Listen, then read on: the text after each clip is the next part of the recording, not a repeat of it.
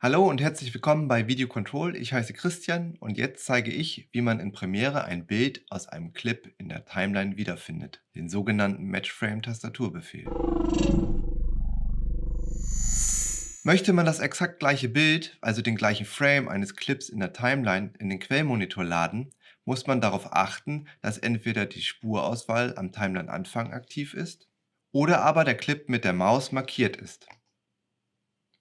Nun wählt man im Menü unter Sequenz den Punkt Match Frame aus. Jetzt lädt Premiere den Clip aus dem Rohmaterial in den Quellmonitor.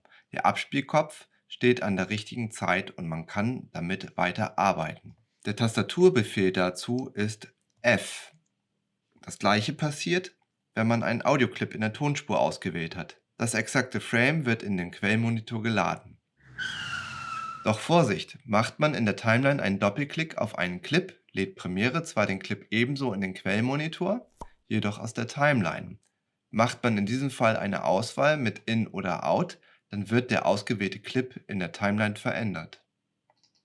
Möchte man ein Bild aus dem Rohmaterial in der Timeline wiederfinden, dann lädt man den Clip in den Quellmonitor.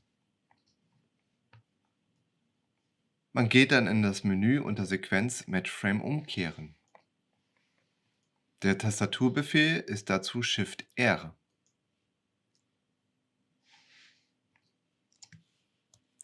Was passiert, wenn man einen Clip mehrmals in der Timeline liegen hat? Dazu kopiere ich mir einen Clip an das Timeline-Ende.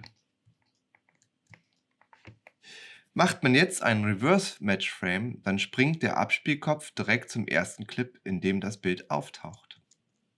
Wiederholt man den Befehl, dann springt der Abspielkopf zum nächsten Clip mit dem gleichen Bild. Das war Matchframe in Premiere. Ich verabschiede mich und sage Tschüss, bis zum nächsten Mal. Abonniere Video Control und klicke auf die Glocke, um nichts mehr zu verpassen. Wenn dir das Video gefallen hat, gib einen Daumen hoch.